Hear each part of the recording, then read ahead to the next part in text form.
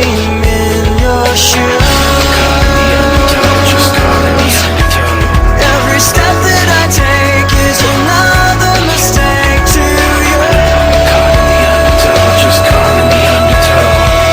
I become so numb, I can't feel you there. Become so tired, so much more aware. I'm becoming less. All I want to do is be more like me and be less like you. Can't you see that you're smothering me, holding too tightly, afraid to lose control? 'Cause everything that you thought I would be is falling apart right in front of you. Every step that I take is another mistake to you. And every Para Rasul mengutus memerintahkan kepada salah satu sahabat untuk memanggil ibunya. Akhirnya dipanggil ibunya.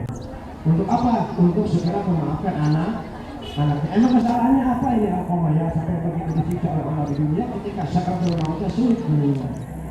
Alqamah itu kesalahannya hanya memberikan kepada orang tua dengan barang bekas. Sendal diberi anu anak, baju diberi anu urut, makanan dikasih sisa, tak lagi itu tergolong terus dikabur. Nah, karena guru adalah orang kedua setelah orang tua diberi sisa, pakaian dikasih yang bekas. Kenapa nggak boleh sama istrinya? Nah, laki ya, sakit hati dan sehingga ibunya tidak mau memaafkan anaknya yang bernama Alqamah. Lalu dipanggil oleh Rasulullah. Alqamah itu melalui sahabatnya, marilah kemak ya Umi Alqamah untuk segera memaafkan anaknya yang sudah sakarat, ya, mati tidak, hidup segan mati tak mau, mengap selain manusia. Karena itu mati itu kiamat kecil bagi seseorang. Yang paling sakit di dunia itu adalah kematian. Lalu apa? Ibunya tetap tidak mau memaafkan kepada Alqamah.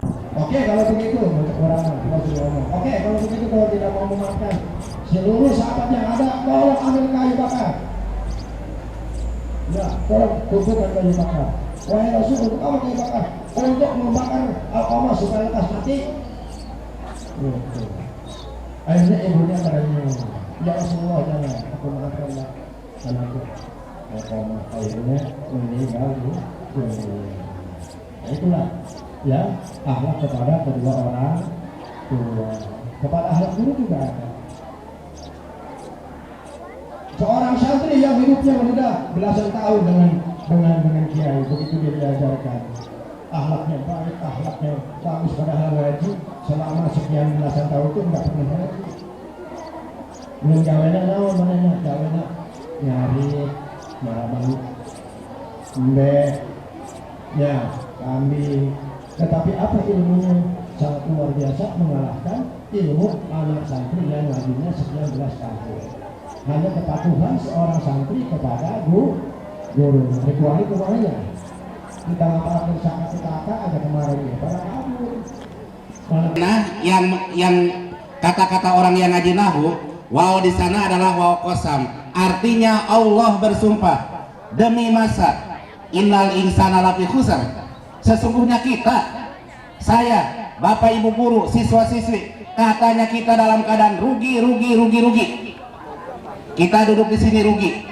Kita berangkat ke sekolah rugi. Kita berada di rumah pun rugi. Itu sumpah Allah demi masa. Sesungguhnya manusia dalam keadaan rugi dan rugi. Tapi pada kesempatan yang berbahagia ini saya akan memberikan ilmu supaya kita beruntung. Sebab ini ayat dilanjutkan dengan illal ladzina amanu wa amilus sholihat. Kecuali yang tidak rugi adalah orang-orang yang beriman dan orang-orang yang beramal soleh. Bagaimana sih orang beriman? Gampang. Iman kepada Allah, iman kepada Rasulullah. Laksanakan perintah Allah, laksanakan perintah perintah Rasulullah. Alhamdulillah kita telah melaksanakan salah satu rangkaian iman kita adalah mengagungkan Al-Quran dengan cara Yasin. Yang berikutnya wa amil solehat, dan amal soleh. Mana amal soleh? Amal soleh ini kita tolak ilmu juga amal soleh, ingat itu. Makanya kalau kita berangkat dari rumah sampai ke sekolah tidak nyampe, itulah orang yang rugi. Tapi kalau berangkat dari rumah datang ke sekolah, itulah orang yang beramal soleh. Jadi amal soleh itu bukan sholat saja, bukan sodako saja, bukan infak saja, tapi tolab ilmu pun amal soleh. Makanya jangan sampai rugi, kita laksanakan tolab ilmu, minimal tolab ilmu, itulah tugas kita.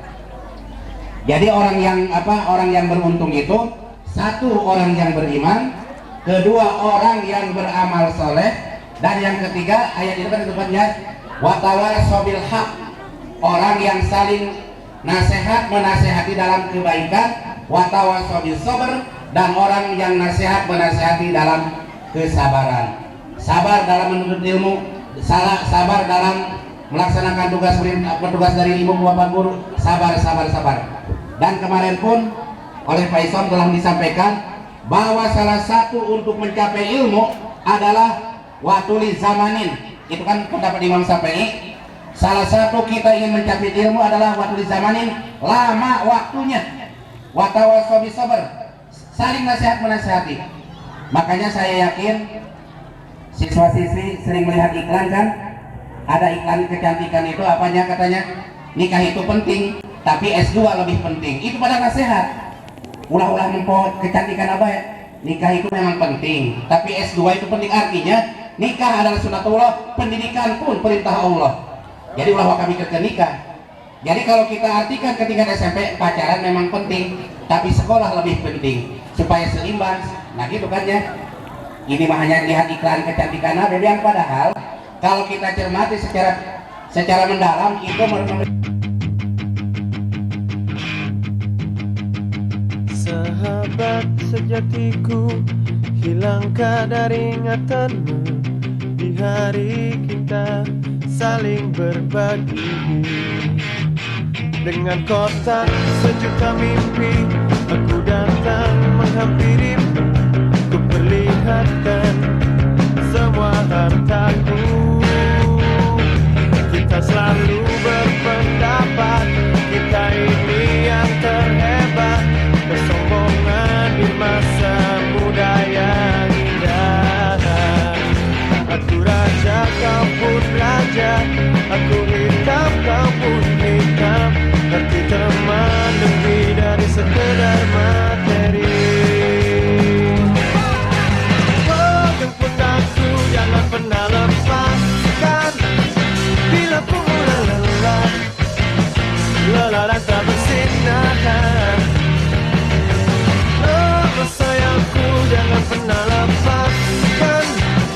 Bila ku ingin terbang meninggalkanmu.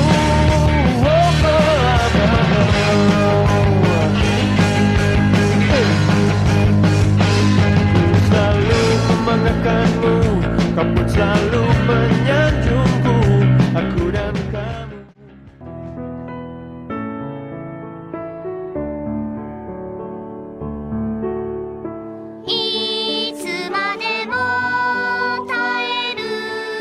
これ小学校の卒業式で使われる歌じゃないか。でもとてもいい歌です。